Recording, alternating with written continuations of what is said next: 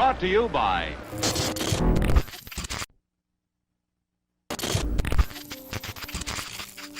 This year, humanity has stood in the face of unprecedented times.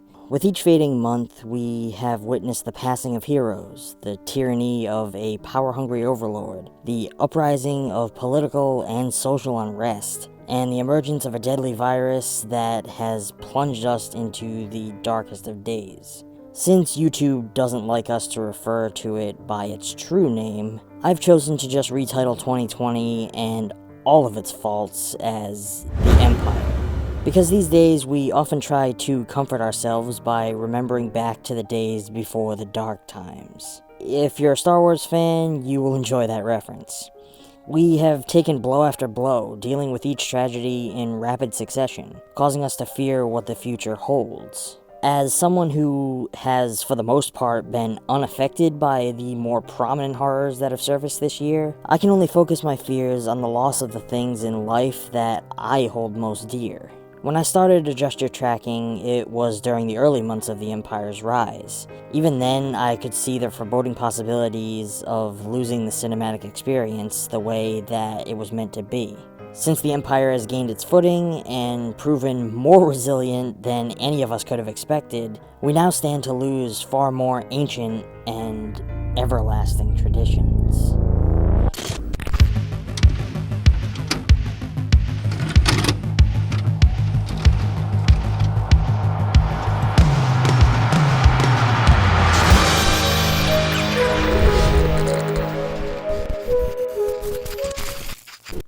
In its earliest form, Samhain emerged as a Gaelic festival. It marked the end of summer and the harvest, and the beginning of the dark, cold winter, a time of year that was often associated with human death. Celtics believe that on the night before the new year, the boundary between the worlds of the living and the dead became blurred. On that night of October 31st, they celebrated Samhain, when it was believed that the ghosts of the dead returned to the earth. In addition to causing trouble and damaging crops, Celtics thought that the presence of the otherworldly spirits made it easier for the Druids, or Celtic priests, to make predictions about the future. For a people entirely dependent on the volatile natural world, these prophecies were an important source of comfort during the long, dark winter. To commemorate the event, Druids built huge sacred bonfires, where the people gathered to burn crops and animals as sacrifices to the Celtic deities. During the celebration, the Celts wore costumes, typically consisting of animal heads and skins, and attempted to tell each other's fortunes. When the celebration was over, they relit their hearth fires. They lit these from the sacred bonfire to help protect them during the coming winter. Over time, the season evolved. It lost most of its traditional meaning and took on a whole series of new ones, as it was adopted and co-opted by other cultures. Costumes became more mainstream, which for the most part became a yearly excuse to be something other than ourselves, even if only for one night. The original sacrifices of animals and crops were traded off for candies and sweets, giving the candy companies a yearly excuse to make bank. Now, I know most of you are probably wondering what the purpose of this history lesson is. It's to remind you that Halloween has been a part of human civilization for longer than many of us care to consider. This year, for the first time, we have been presented with a circumstance in which Halloween is unlikely to take place in any form, at the very least in the ways that we normally associate with it. Due to certain aspects of the Empire, kids are being kept home, not allowed to go trick-or-treating. Our annual Halloween parties and gatherings are forbidden. Now, don't misunderstand. I completely get why this course of action is being taken.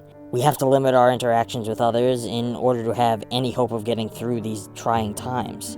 But I wanted to make this video as a reminder to everyone that just because we may have to skip the traditional celebrations this year, doesn't mean that we have to say goodbye to them altogether. While this year has provided the world with the perfect petri dish for testing whether or not we can live without certain aspects of life, like unpopular holidays or movie theater experiences, if you couldn't tell by the state of things around here, I myself love Halloween. There is no time of year in which I feel more at home and comfortable with the world around me. Every aspect of it speaks to my mildly dark personality. The decorations, the costumes, even the music and mischievously spooky atmosphere. It's the one time of year that celebrates the horrors in life, while also allowing us to outwardly express our creativity and explore the parts of ourselves that we normally are pressured to keep dormant. I remember as a child being so excited for October to come around, and not just because my birthday falls in the month. I would wait all year for the chance to pick out my costume, decorate my house with pumpkins, skeletons, and fake spider webs, and to binge watch horror movie marathons on TV, especially TNT's Monster Vision. For many out there, Halloween is a time of release. The excitement for it builds up all year, and my hope is that once the Empire has fallen and we begin to take steps toward getting back to a normal, healthy existence, that things that are falling under threat of disappearing altogether will return as well. For some of us, Halloween is more important than Christmas or even our own birthdays. The spirit of the season is what we live our lives by, and it has infected every aspect of who we are, down to our decorative tastes and wardrobe choices. I, for one, fall into that category, and I don't want to see the things that I love most in life slip away. No matter what happens, I will maintain the traditions and love of Samhain as long as I draw breath. I hope that all of you feel the same, and if not, I hope that I can adjust your tracking.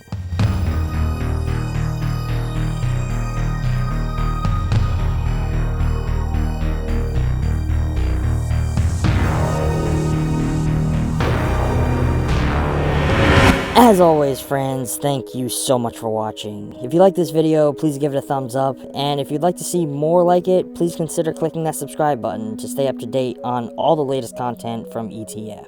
Until next time, stay spooky, keep embracing film, and thanks for watching.